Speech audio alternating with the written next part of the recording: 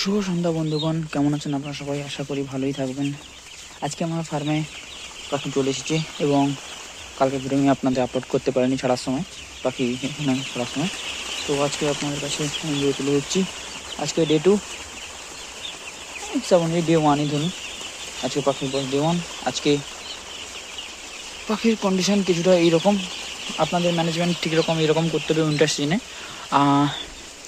Gas চলছে এখানে, gas বোতল দুটো লাগানো আছে দু সাইডে এবং টেম্পারেচার আছে 25°C।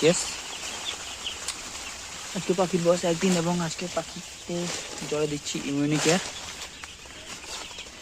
এই দেখুন এই মেডিসিনটা ইমিউনিকেয়ার, এটা আপনারা দিতে পারেন জলে, তাহলে পাখির হেলথ ঠিক থাকবে এবং ইমিউনিটি পাওয়ার বুস্ট হবে। এবং আজ থেকে রাত্রিবেলা জলে চলবে রেনোফাস্ট কিডনির জন্য, যাতে কিডনিটা না আসে পরে। কিডনিতে জানেন না আপনারা পাখি কীভাবে মারা যায়, সেই কিডনি যাতে না আসে তার জন্য আমি জলে রেনোফ্লাস্ট চালাবো, আপনারা চালাতে পারেন। আজ থেকে এটা কন্টিনিউ চলবে। এবং সকালের জলে আপনারা পায়খানা ভালো করার জন্য কিছু মেডিসিন দিতেই পারেন। পায়খানা ভালো করার মেডিসিনটা দিলে পেটে খাবারটা ভালো মতন হজম হবে, খাবার ভালো মতন হজম হবে, ওজন ঠিকঠাক বৃদ্ধি করবে।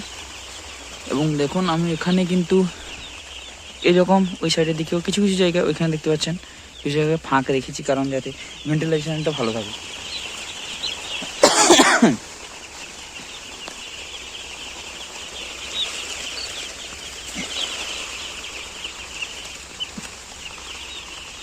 দেখুন বাচ্চার কন্ডিশন কিছুটা এইরকম।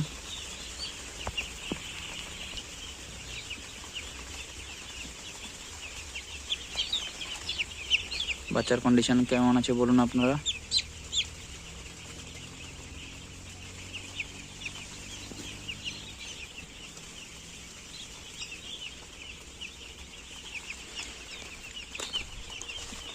আমার চ্যানেলটি সাবস্ক্রাইব করে আমার পাশে থাকুন এবং আপনার যদি কিছু সমস্যা থাকে তাহলে আমার কমেন্টে জানান, আমি জানিয়ে থাকলে আপনাদের উত্তর দেব।